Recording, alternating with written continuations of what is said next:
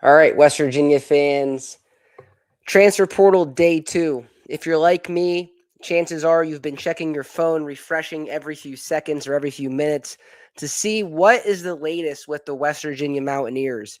Obviously, the transfer portal is a very fluid situation, and there's news coming out of different camps and different teams each and every minute, each and every day. So, this is just a crazy time, especially with the sheer number of people that are currently in the portal and how that number continues to grow. So, very stressful time if you're a West Virginia Mountaineer fan. I know a lot of us are stressing about some of the noise that's been coming out of West Virginia so far, but I've decided to do an update on day 2 so far. Hopefully this video is actually old in a few minutes after we're done and we have some breaking news on some different players that are coming through West Virginia. That'd be exciting, but I figured I'd hop on here and do a live show just based on the news that is officially broken today. Before we do that, if you're a West Virginia fan, please remember to like and subscribe to JerseyEER. We really appreciate all the support. With that being said, let's get into tonight's show. So we had a commitment today from Will LeBlanc from Texas Permian Basin, Division II school. He's the ranked 95th defensive lineman according to 24/7 Sports. He has an 83 grade also according to 24/7 Sports. He's 6'4", 300, so really good size for a young player. He racked up 32 tackles this past season, 5 tackles for loss, and 1.5 sacks. So you might look at this and be like, okay, whatever. It's just a Division II player, eye roll, right? But I think the thing that you have to keep in mind here is that he was planning on taking visits to NC State and Wisconsin. So, 2 other Power 4 schools. So before he even gets a chance to do that, decides to cancel those visits and decides that he's going to commit and be the first commitment of the transfer portal class to the West Virginia Mountaineers. So is it going to break shattering news across the internet? No, but I think just to have one guy on day 2 step up and commit is big for West Virginia. I have about a minute of his highlights that we'll show and we'll talk about, and then we'll kind of get on to the next guy. But Will LeBlanc going to be joining the West Virginia Mountaineers in that defensive line room. Let's get to his highlights. See here, nice swim move and get to the quarterback and put him on the ground. Really utilizing that swim move. The question is going to be, can he do this against Power 4 competition and against the Big 12? But actually gets the interception here. It's off to the races. So show some athleticism here for Will LeBlanc. Just comes down, chases the guy down, and just whips him to the ground, finishing the play.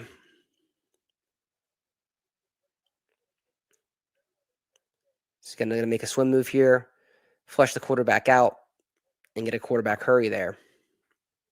And like I said, this is our first commitment of the 2025 transfer portal class. Again, causing havoc there. And again, I know what you guys are thinking, just a D2 guy. But I think if you look at the fact that NC State and Wisconsin was on his radar, and with what we just lost on the defensive line, we'll take it, right? We'll definitely take it to get this transfer portal season started. So Will LeBlanc going to be joining the West Virginia Mountaineers from Texas Permian Basin, Division II school. So one of the guys that will not be making the trip to Morgantown is his actual teammate, Tristan Exline. So Tristan Exline is a very talented Division II player, racked up 143 tackles, 20 tackles for loss, 6 sacks, and 2 forced fumbles, and 1 interception, and was a 2-time Division II All-American.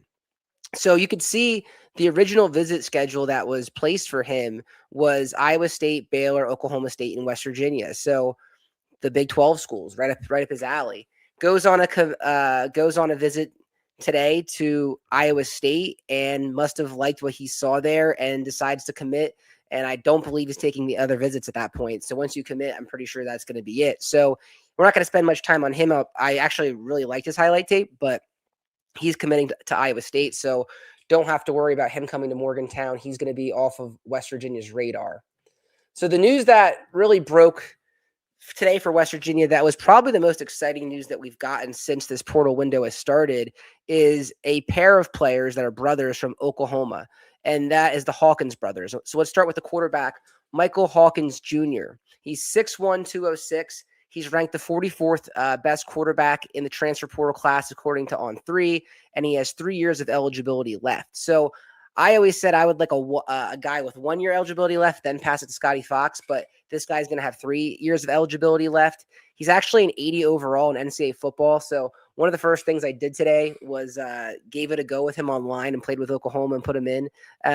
Pretty fast guy. I think he has like 90 overall speed. So that's what you want in a Rich Rodriguez offense. If you look at his stats, played a lot more in 2024, 76 for 120, 783 yards passing, 3 touchdowns and 2 interceptions, and he got sacked 15 times. And then this year preserved a red shirt, so only threw the ball 27 times, completed 15 of those passes for 167 yards, 3 touchdowns, no picks. So took care of the ball a lot better this year. And rushing the ball too, that's where he's dangerous. And I think that's why he fits into the Rich Rodriguez offense, is his sheer ability to move with his legs. And if you're going to run Rich Rodriguez offense at quarterback, you're going to need to have the wheels with you. So he rushed for 69 carries or 204 yards his first year.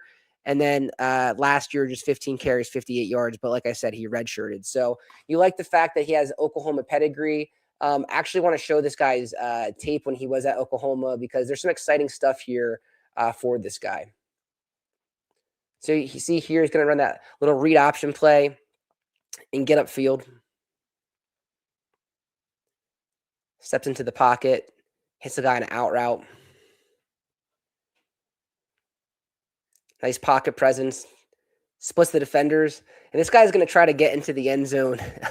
He really lays his body out in these clips. You see that rolls right there. And that reminds me of Scotty Fox, just how many times he rolled right this year in that Rich Rodriguez offense. So again, you like the fact that this guy can buy some time, and he's not afraid to get his nose dirty. And this is probably the most impressive run. I'm sure you guys have seen this floating around the internet today. Just splitting the Auburn defense in two and going untouched to the house. Again, so a lot to like here. These are all from his freshman season at Oklahoma. This is the best throw we've seen from him. Nice touch on the ball for the near touchdown. Again, does that little quarterback draw play. Has some really nice wiggle to him, and just going to dive in and try to get into that end zone. So a guy that plays with a lot of passion, a guy that is athletic. So this one should be fun if West Virginia can land this guy. Like I said, he was on a visit. It sounded like today. Again, just going to run that read option play and take off with it. So Rich Rodriguez, having this guy in the system would be a really nice get to start off early transfer portal season. I had to speed that play up because so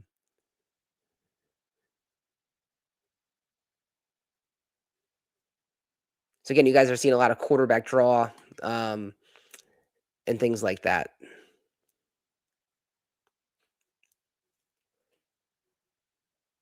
Again, going away from defenders, buying some time, takes off to get the first down. Nice knowing where the sticks are. So a lot to like about this kid.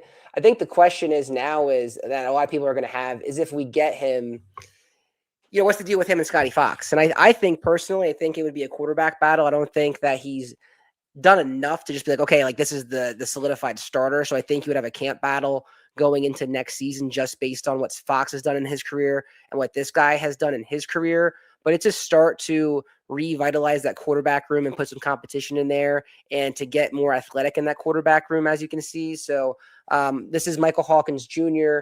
coming on a visit today from Oklahoma.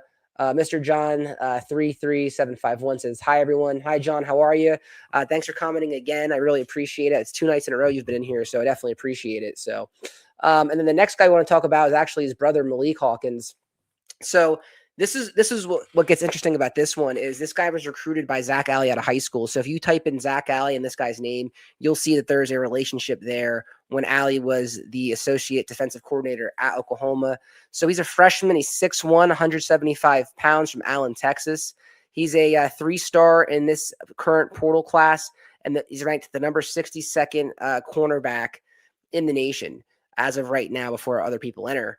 And you guys know, if you're watching the show, how depleted our secondary room is. So this would be a good start. A guy that has played in the SEC or at least been on an SEC roster, and you're just really trying to build depth right now for that room and get as many bodies as you can, because you lost so many guys to either graduation or the portal. So you're going to have to really backfill that secondary. So this would be a nice package deal for West Virginia if you can get both a quarterback that can push Scotty Fox and is athletic, and then you get his brother that can play the defensive side of the ball and know what Zach Alley wants to do and be familiar with that. So I know West Virginia fans, they want to get the Power 4 guys, and this would be a chance to get 2 on the opening weekend and kind of get the ball rolling for West Virginia. So that's Maliek Hawkins from Oklahoma, again, paired up with his brother in a possible package deal if West Virginia can land these 2. And then the next guy I want to talk about, and hopefully his highlights work, there was kind of glitching out on me before, is Tavari Hampton. He's a 6 foot, 185 safety. He's a first-team all-conference safety, I believe in JUCO. 115 total tackles, 4 interceptions, 2 forced fumbles, 9 pass breakups, and 19 tackles for loss. He says he'll be visiting West Virginia on January 6th. So that will be coming up this week. So even though this guy's a JUCO guy, this guy's tape is actually pretty elite. He flies around the ball and it looks like a human missile out there. So I'll show this real quick to you guys. You guys can give me your thoughts on this, but I really like this player here. So you can see he's circled on the screen here. Just going to fly up to the ball and just pop the guy right away. So if this guy can do this on the Division I level, I think he'd be a crowd favorite in West Virginia. Nice ball skills there, chasing down the overthrown ball. And he kind of has like that Beanie Bishop ability to run with the ball, kind of, So that's kind of cool. Like I said, you can't always sleep on the JUCO players. I think West Virginia is going to go high on the JUCO board from what we've seen so far. So they're going to try to go low risk, high reward for those guys, and sometimes that pays off. But like I said, just from his film, I just like the player. I'm not sure how good he is, but just by the way he plays, I think he does a lot of things that they're trying to do, especially getting up to the line of scrimmage. So you see here, he can open field tackle too. Picks up the quarterback. Gonna be a long day to be that quarterback. Again, likes to really come up to the line of scrimmage and fly around. Just really good closing speed. And like I said, he's going to be on a visit January 6th at West Virginia.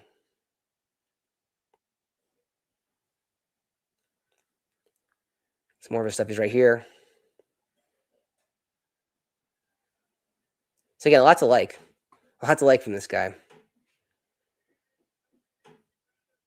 Again, I guess you guys see the theme here, right? Just flies up to the ball.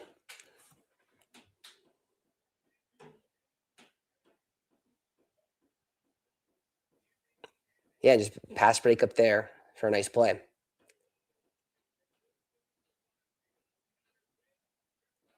So January 6th. So keep a guy on this one. I know, again, it's a JUCO guy, but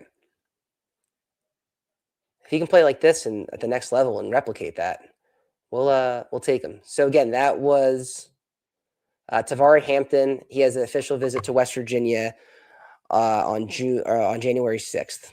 All right, next up we have Jeremy Lewis.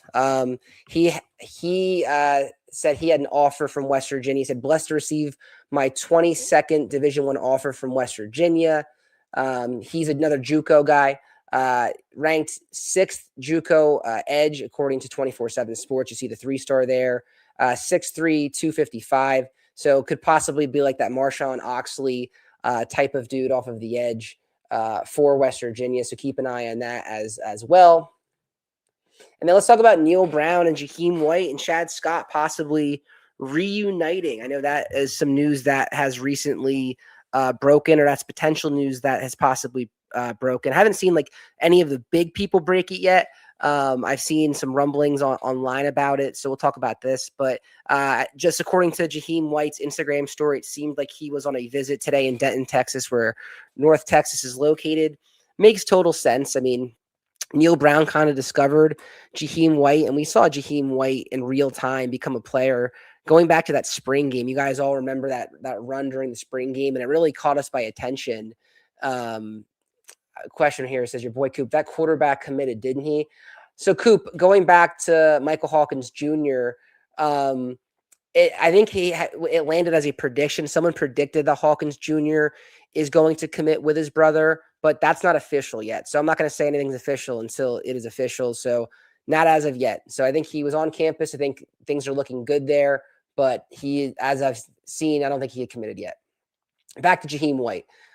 So, Neal Brown kind of found this guy. And if you're Jahiem, this is a good starting point. If you're him, to be honest, because you're coming off 2 knee surgeries, and North Texas is going to have a lot to replace based on all the dudes that are going to Oklahoma State and all the dudes that are hitting the portal. So if you're Neal Brown, if you can get this guy in a visit, and if you're Jahiem as a starting point to start this process off with your old coach at a pretty good program, it's a good place to start. So Jahiem White visiting North Texas, we'll keep an eye on that. Not really surprised there. I think the biggest question besides this, and I said this today on X, is what's the over under the amount of former West Virginia players that are going to land at North Texas? I think it's going to be a crazy number.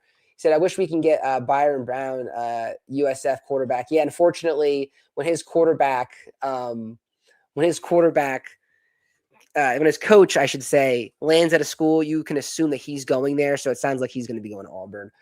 Eric Flowers said 0. So, hey, that would be interesting if no players went to Neal Brown.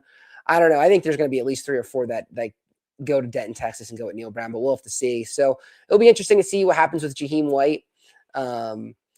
Coop said, I wish Hudson Clement would come back. Yeah, Hudson Clement, I know he's not the most popular guy in West Virginia, and he's gotten a lot of stuff against him, but he ended up having a decent season, actually. I think he caught around 35 balls, which 35 balls would have been close to the top of West Virginia's leading receiver this year. So, yeah, I mean, if Hudson Clement ever jumped in the portal, I mean, I would, let bygones be bygones and take him back. I think he's that talented. Do I think that's going to happen? Probably not, but yeah, it's kind of interesting, especially with Cam Vaughn now. I don't know. I'd probably take him back. But I'm not sure if that's going to happen. Then let's talk about this. Chad Scott to North Texas. So this is some other news. And these are just kind of like things that we as fans, educated fans, kind of knew that this stuff would be down the pike, especially when you saw Chad Scott was out at Texas after 1 season. And then Neal Brown had a job. These two have been paired together for so many years and did some really good things together, for being honest. It didn't result on wins, but if you think about some of the running backs that we had, with Jahiem White and CJ Donaldson, they do deserve some credit. So this could work possibly at a lower level like North Texas. So JD Davis said today, former University of Texas running back coach Chad Scott is to be the new North Texas running back coach. Sources confirmed to this. Again, this is not like On3 reporting this, and this is not like a national outlet reporting this. So take this with a grain of salt until it becomes official. But it seems like this could be down the pike. And if this is the case, if Chad Scott is also joining North Texas's staff, then it would make a lot of sense for Jahiem to definitely go there, because it seemed like those two had a great relationship. So keep an eye on that at North Texas, definitely there. He said, oh no, the Pitt dude infiltrated your channel. I didn't mean 0. It was a typo. That's okay. That's okay. Yeah. Let me know how many guys you think, are going to go from West Virginia, are going to go to North Texas. That would definitely be interesting. And then let's talk about this before I get off of here. And that is Sam Leavitt keeping his options open. So one of the most confusing things to me was Sam Leavitt visiting Kentucky. And I just felt like it didn't make much sense. I know Kentucky has, if you've been paying attention, they've been making a lot of noise in the transfer portal market early. And they have Sam Leavitt now who is visiting, but now Sam Leavitt plans on visiting Texas Tech. So like I said on yesterday's show, I think Texas Tech is going to throw a lot of money at some quarterbacks here, because based on what Baron Morton did, they were kind of embarrassed on a national stage, and it had to be a tough pill to swallow. I mean, could you imagine being a Texas Tech fan and you dominate everyone like you do all season, and then you spend all this money, and then when you finally get a chance to be on the national stage and have respect and have the nation's respect, you fall flat with a shutout against Oregon? That had to be embarrassing. So I feel like it's going to almost ignite another fire underneath Texas Tech, and that's why they're going to get Sam Leavitt on campus. That'd be really interesting next year if either Sorsby or Leavitt go there. If those teams, if they have to play against their old teams in conference play, they'd be getting a lot of heat from their fans if they left their schools to go to Texas Tech. It almost be like a Kevin Durant move, and Kevin Durant left his team and joined up with the Warriors. So keep an eye on that. I think this makes more sense to try Texas Tech than Kentucky, but you never know, money talks. And this is early in the process. I think we all have to be reminded that it's only day 2 of portal season and a lot of things can change. That's all I got. This is by far the most people I've ever had in here for a live show, which is pretty cool. So we're definitely gaining some traction. I'm going to get off of here and see what else happens tonight. Like I said, hopefully this video is irrelevant in like 5 minutes. That's my hope, right? My hope is that we check Twitter and we check X, and hopefully that West Virginia has either signed somebody really big or the fact that they have people visiting that are good. My personal opinion, I think they're keeping things hush-hush right now. I don't think they're showing their cards, very similar to what high school recruiting was like. And I think they're not going to show their cards. And I think you're going to see silent commits this week. And I think there'll be guys on campus that you had no idea were even on campus and they'll just commit. That happened a lot last year where you would look at your phone and there'd be a guy committed and you'd be like, I had no idea that guy was even on campus. So if anyone has any breaking news on here before we get off of people that are looking here, we can get into that. But Fiona Biscuit said, yes, sign Will LeBlanc. Yeah, we actually talked about that. It was the first person we talked about tonight was the signing of him coming over from Division II. So, again, it's a start. It's not going to make national headlines, but we'll definitely take him in the fold to get it started and backfill some of the people we've lost so far on that defensive line room. He's going to be the first of many guys. He's one guy. The recruiting class is not going to be judged just based on him. So it's nice to see someone committed to West Virginia. And we'll kind of see what happens. That's all I got. Enjoy the NFL game on tonight. Who knows? Maybe there'll be some breaking news here later on. Again, appreciate everyone hopping on here with me. If you haven't done so yet, remember to like and subscribe to JerseyEER. We really appreciate you guys. We'll talk to you next time on the JerseyEER Show.